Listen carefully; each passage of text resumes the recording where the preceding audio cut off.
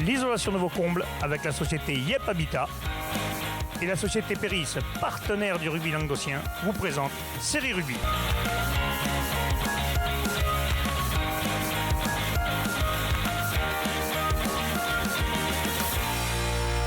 Bonjour mesdames, messieurs, bienvenue à Série Rugby, votre émission sur rugby amateur de la 4e série à la Fédérale 1. Aujourd'hui, on est jeudi, vous le savez, le jeudi, c'est le MAG. Et aujourd'hui, on va vous faire un petit cadeau pour vous faire éliminer les marrons, les dindes, les abus de bière et tout le reste que vous avez bien mangé. Vous savez, les bûches bien glacées, là que Wally en avait mis un ventrasse comme ça. Donc nous avons Mathias Vidal, VDN Nutrition à Béziers, qui va donner quelques petits tuyaux.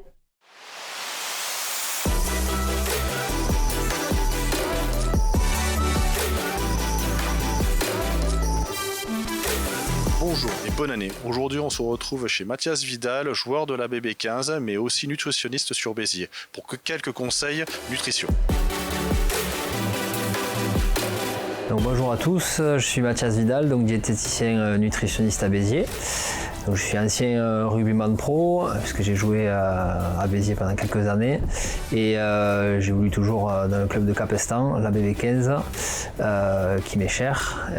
Et puis donc j'ai une boutique donc, sur Béziers, un cabinet en fait, où je fais des consultations diététiques. Il y a une petite boutique donc, de compléments alimentaires qui s'adresse au secteur de la minceur et à la nutrition sportive. Et depuis peu de temps, nous faisons aussi de la cryolipolyse, qui est de l'amincissement localisé par le froid. Donc par rapport au rugby et au sport, ce qu'il faut c'est d'avoir un petit peu de tout, un petit peu de bonnes sources de protéines qui vont être apportées par des viandes blanches, des poissons, des œufs par exemple, qui vont être les morceaux les plus maigres. Un petit peu de glucides et de sources de sucre de bonne qualité. Quand je parle de sources de sucre de bonne qualité, je parle des index glycémiques qui sont bas, ce qu'on appelait avant les sucres lents, on va dire. Donc privilégier tout ce qui peut être les pâtes complètes ou le riz complet, ou tout ce qui peut être aussi quinoa par exemple, ou le pain complet. Et après aussi des sources de graisse et de lipides qu'il ne faut pas supprimer en tant que sportif. C'est une source d'énergie intéressante qu'on doit aussi choisir de bonne qualité en privilégiant les acides gras monoinsaturés, polyinsaturés, ce qu'on appelle les fameux oméga 6, les oméga 3, les oméga 9 qui eux sont bons pour la santé. Et au contraire, essayer d'éviter un petit peu les graisses saturées ou de limiter les graisses saturées qu'on peut retrouver dans les viandes de grasse ou le beurre par exemple, et les graisses surtout hydrogénées. Alors avant le match, le principal conseil que je peux donner, c'est déjà de terminer le repas 3 heures avant le match pour faciliter la digestion avant le match. On essaie d'éviter tout ce qui peut être trop gras ou trop difficile à digérer, comme les graisses saturées dont je parlais tout à l'heure, les fritures par exemple évidemment.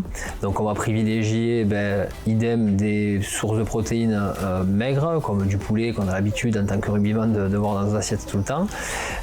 C'est vrai que dans l'idéal, il serait intéressant d'accompagner ce repas avec plutôt des pâtes complètes ou du riz complet ou autre, plutôt que des pâtes blanches par exemple, mais qu'on n'a pas souvent dans les assiettes, et boire beaucoup d'eau également pour hydrater et pour prévenir cette eau qu'on va perdre pendant l'effort.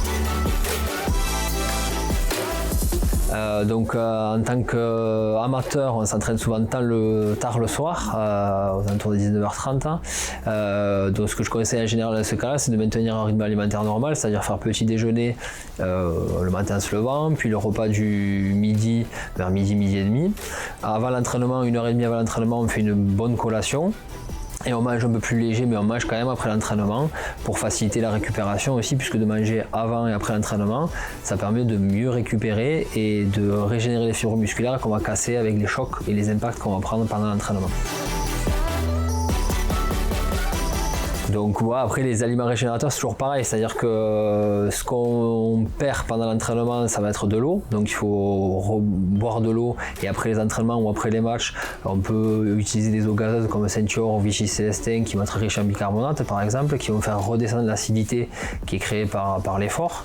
Donc l'eau qu'on perd, on puise dans les réserves énergétiques du muscle, dans les réserves de sucre, donc on peut après les entraînements ou après les matchs opter pour des sucres un poil plus rapides rapides qui vont refaire les sources de sucre un peu plus rapidement. Et puis après, on casse des fibres musculaires également qu'on doit régénérer avec des bonnes sources de protéines en utilisant des viandes blanches, par exemple du fromage blanc ou des sources de protéines qu'on peut trouver également dans les légumes secs ou les céréales complètes pour les végétariens par exemple. Donc oui, on peut utiliser ce genre de boisson. Après, c'est vrai qu'il faut faire attention parce qu'il y a des boissons énergétiques ou énergisantes qui sont plutôt genre Red Bull, qui sont des boissons énergisantes, ou le Powerade par exemple, qui est une boisson énergétique qui apporte du sucre rapide. Donc là, c'est vrai que le sucre rapide n'est pas un sucre hyper intéressant, donc il faut vraiment l'utiliser qu'aux abords des efforts. Et tout ce qui est Red Bull ou autre, on va vraiment trop sucré, trop riche en caféine par exemple, et elles seront pas du tout intéressantes en tant que sportifs. Donc pour les gars qui ont l'habitude de prendre ce genre de boisson juste avant l'effort, ça fait l'effet contraire recherché. Ça peut faire une hyperglycémie, c'est-à-dire qu'on monte trop dans le taux de sucre dans le sang, et après on peut faire une hypoglycémie réactionnelle derrière, et là à ce moment-là avoir ne plus avoir les moyens de courir, avoir moins d'énergie et être moins bien dans son corps tout simplement, et du coup ça peut entraîner une contre-performance. Déjà, souvent, on abuse beaucoup sur l'alcool. En général, c'est période de fête où le vin est à table et puis même après un peu plus. Donc, en général, c'est essayer. D'ailleurs, c'est la mode en ce moment avec le Dry January là qu'on fait ou qui est à la mode. On essaie de couper au maximum avec l'alcool sur ce mois de janvier si on veut retrouver des performances correctes en match et à l'entraînement.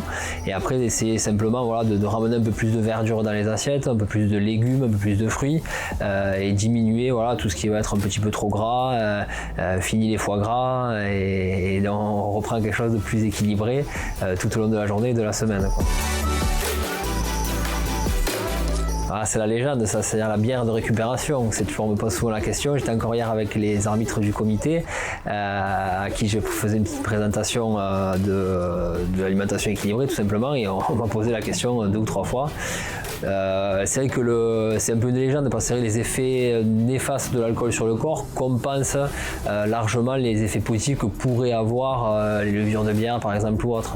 Après, c'est vrai que ça doit rester un plaisir. La troisième mi-temps, à tout niveau, même en top 14 watts, ça a toujours fait partie de notre sport, j'ai envie de dire. Donc après, il faut contrôler que ce soit pas dans l'excès évidemment, mais oui, l'alcool c'est calorique et oui, l'alcool c'est néfaste pour le sportif, pour le muscle et pour la performance, ça déshydrate aussi. Donc forcément que plus ou moins limité, mieux ce sera. Mais la part plaisir est là aussi, hein, je le comprends très bien. Donc ouais, moi j'ai l'habitude d'accompagner de nombreux sportifs, hein. J'accompagne des sportifs même des rugbyman de top 14, de Pro D2, des arbitres aussi de haut niveau par exemple, et d'autres sports également, hein. Ça peut se rattacher à la moto, au crossfit, et je suis également des personnes qui font moins d'activité physique, ça peut être des personnes âgées ou même des enfants ou des ados. Pour les sportifs ou même pour les jeunes sportifs, ce que je peux apporter c'est un équilibre alimentaire qui va permettre d'améliorer les performances ou de préparer des compétitions. Donc c'est vrai que ça peut être intéressant de gérer son alimentation parce que c'est une partie à part entière de la performance qui est importante de gérer. Donc en général ça se passe en rendez-vous individuel où je vois les personnes pour cibler leurs objectifs et leur proposer un plan alimentaire adapté à leurs besoins, à leur morphologie, au poste auquel ils jouent par exemple si c'est du rugby, et chacun a des objectifs différents, donc c'est pour ça qu'on individualise et on personnalise complètement les plans alimentaires qu'on propose pour chacun.